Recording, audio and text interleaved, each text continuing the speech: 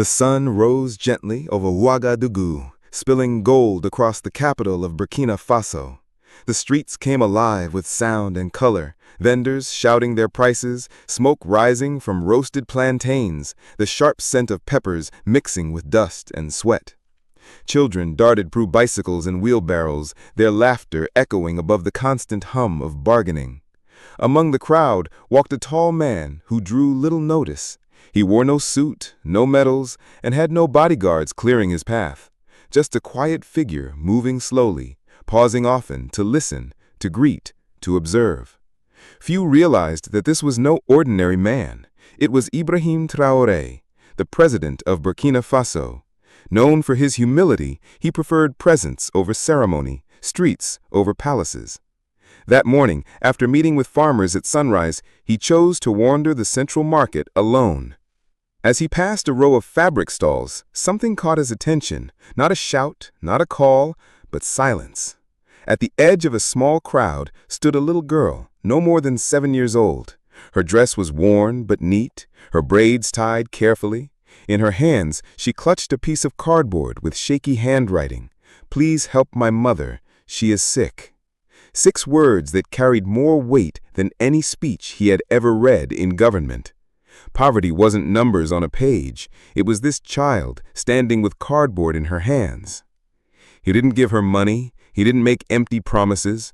Instead, he extended his hand. "Take me to your mother. Let's go together."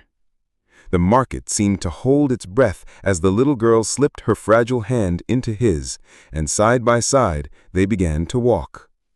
They moved through narrow alleys, past rusted rooftops and dusty yards. Children chased each other with toys made of wire and bottle caps. Women stirred pots over open fires. Poverty was everywhere, yet dignity and quiet strength shone through. Ibrahim matched the girl's pace, letting her feel safe. He asked, "How long has your mother been sick?" Fatu whispered, "A few weeks. She used to sew, but then she started coughing. She couldn't work anymore. Now, we don't have food. I don't go to school either." The words came slowly, painfully, like pieces of a burden too heavy for a child to carry. Ibrahim listened in silence, his heart sinking with every step. Finally, they reached her home, a fragile shelter patched with tin and wood. Inside, on a thin mattress, lay her mother. Her body was frail, her face hollowed by sickness. When she saw him, she struggled to arise. "Mr. President," she whispered in disbelief. "Please don't get up," Ibrahim said gently, kneeling beside her. "Your daughter is brave. She brought me here." Tears filled her woman's eyes. "I didn't think anyone would come." He clasped her hand warmly. "You are not forgotten. What matters now is that you get better." Ibrahim called his aide immediately. Within minutes, a medical van pulled up outside. Doctors and nurses entered quickly, checking her pulse, giving her fluids, treating her infection. The coordinator, Marie, unpacked supplies, bags of rice, clean water, soap, blankets. She handed Fatu a bundle. Inside were notebooks, pencils, and a brightly colored storybook. For the first time, Fatu's face lit up. Outside, neighbors gathered, whispering to one another, "The president is here." Inside, Ibrahim remained seated on the cracked cement floor, holding the woman's hand as the team worked. "You are not a burden," he told her firmly. "You and your daughter are the heart of Burkina Faso. My duty is to ensure you are never forgotten." By evening, photos of the moment spread across social media. The president kneeling in a humble home, a frail mother receiving care, and a child holding her cardboard sign. The caption read, "Leadership is listening. This is how change begins." And change did begin. The very next day, women in distant villages organized food drives. Students set up free literacy classes. Youth groups announced health clinics. A small act of compassion had ignited a wave of action. Weeks later, Ibrahim stood before the nation holding that same cardboard sign, now framed. His voice carried deep conviction. This is not just one child's plea. It speaks for millions, and we must answer it.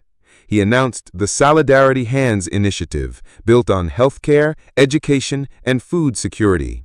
Communities themselves would lead, and the government would stand beside them.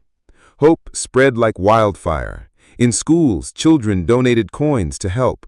Farmers shared harvests. Volunteers taught classes.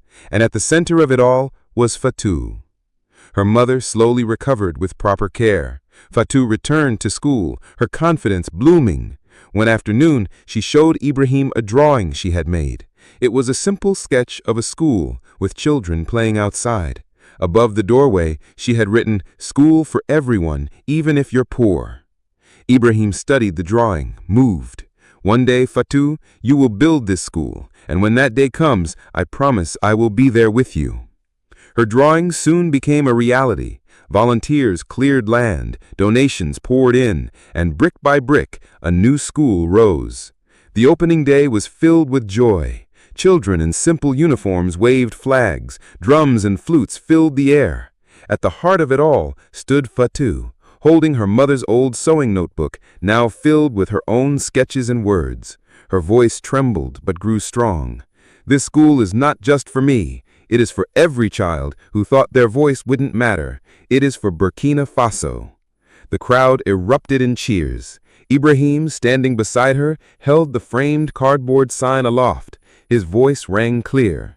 "This sign changed my life, and now it is changing the lives of thousands. Together, we can build the future with our own hands." From that day on, the story of Fatu spread across the nation. Parents told their children, "Don't forget the girl who once stood with a cardboard sign. Don't forget that courage can change a nation." And in his office, Ibrahim kept the sign on his desk.